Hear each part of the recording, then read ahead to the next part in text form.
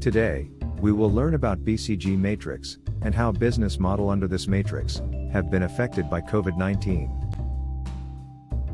First, let's learn some things about how the matrix was created, and why do companies use it. Created by the Boston Consulting Group, the BCG Matrix, also known as the Boston or Growth Share Matrix, provides a strategy for analyzing products according to growth and relative market share. Bruce Henderson and the Boston Consulting Group introduced this matrix in 1970 to help companies with many businesses or products in determining their investment priorities. BCG model has been used since 1970s to help companies gain insights on what products best help them capitalize on market share growth opportunities and give them a competitive advantage. This matrix is designed to help with long-term strategic planning, to help a business consider growth opportunities by reviewing its portfolio of products, and to decide where to invest, and to determine whether to discontinue or develop products. Considering its extensive use by large companies to manage its portfolios, it indeed has numerous benefits, including: first, it is simple to implement and easy to understand. And, larger companies can use it for the seeking volume and experience effects. It predicts the future actions of a company. Hence, the company can decide its proper management strategy. Another advantage is, this matrix is very helpful for managers to evaluate balance in the firm's current portfolio of stars, cash cows, question marks, and dogs. And lastly, this matrix indicates that the profit of the company is directly related to its market share. Therefore, a company can increase market share if it seems profitable. Now, we will understand how the matrix works. The BCG matrix assesses products on two dimensions. The first dimension looks at the product's general level of growth within its market, while the second dimension then measures the product's market share relative to the largest competitor in the industry. Analyzing products in this way provides a useful insight into the likely opportunities and problems with a particular product. Under this matrix, products are classified into four distinct groups, which are stars, cash cows, question marks, and dogs. As you can see in the illustration on screen, this is how different business units and products of an entity are classified under this matrix. Moving forward, we will now learn more about each of the group in which different business units and products of an entity are classified. First, let's study about stars. These are the business units or products that have the best market share and generate the most cash.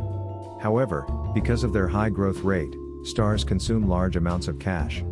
This generally results in the same amount of money coming in and going out. Stars can eventually become cash cows if they sustain their success until a time when a high growth market slows down. Appropriate strategic choices for such businesses should be integration that can be vertical or horizontal, and market penetration. Also, entity can work towards the development of both the product and the market which it covers, to build on stars' high growth rate and market share. Next, we have cash cows. A cash cow is a market leader that generates more cash than it consumes. Cash cows are business units or products that have a high market share but low growth prospects. Cash cows provide the cash required to turn a question mark into a market leader, cover the administrative costs of the company, fund research and development. Appropriate strategic choices for such businesses can be product development and diversification. Also, an entity can work on gaining short-term benefits as much as possible, while not worrying about long-term gains, as market growth rate in these businesses are generally low with no possibility for any future increment. Coming on to the next group, we have dogs. These are units or products that have both a low market share and a low growth rate. They frequently break even, neither earning nor consuming a great deal of cash. Dogs are generally considered cash traps because businesses have money tied up in them. Thus, due to very little possibility for increment in market share and with market growth rate being very low, retrenchment, divestiture, and liquidation are appropriate choices for such business units. And at last we have question marks, or sometimes called problematic child. These parts of a business have high growth prospects, but a low market share. They consume a lot of cash but bring very little in return. In the end, question marks lose money. However, Since these business units are growing rapidly, they have the potential to turn into stars in a high-growth market. Considering the market growth rate, which is very good, with extensive marketing strategies and study, these businesses can grow. Thus, entities should consider market and product development, and market penetration as appropriate strategic choices for these business units. All business models and management strategies have been affected by the coronavirus and worldwide lockdown. Thus, organizations need to reanalyze and reclassify their portfolios under BCG Matrix, so that it can select and implement appropriate strategies for affected business units that are in line with conditions prevailing in post-COVID-19 environment.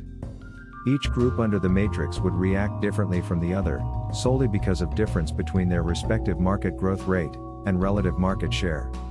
Firstly, let's talk about stars. Due to their high market share and growth rate, these are least likely to get severely affected by the crisis.